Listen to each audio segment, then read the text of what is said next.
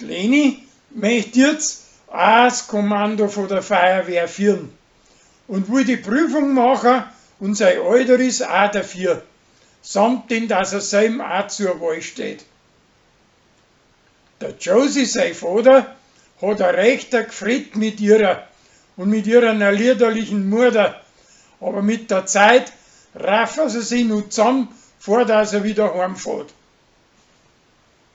Beim Begeln ruiniert der preußische Kellner der Margot sein Pferd und kauft eine neue dafür, aber sie kommt dahinter.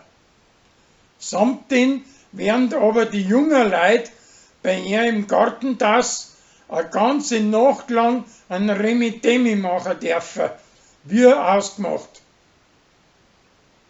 Sarah schreibt Abkürzungen, wo keine Sau nicht versteht, und drum wird's von Gregor pflanzt wegen den.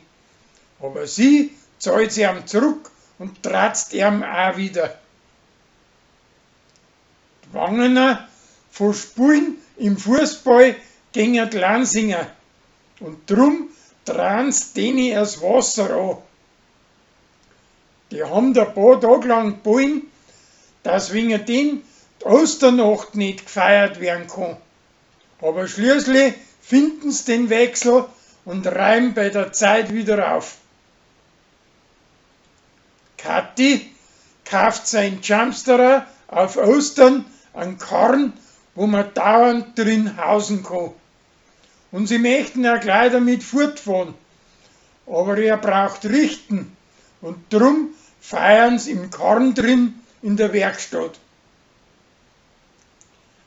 Ein Gregor, seine preußische Stieftochter, macht mit der Uri aus, dass sie einen Tag lang so arbeiten, als wir in der guten alten Zeit.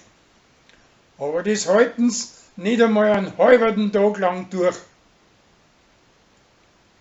Der Uschi, seine preußische Tochter, bastelt ihrer Ohrringel. Aber die Alte verschmeißt's gleich. Und wie es nachher wieder auftauchen, schenkt's die Chlor seiner Freundin.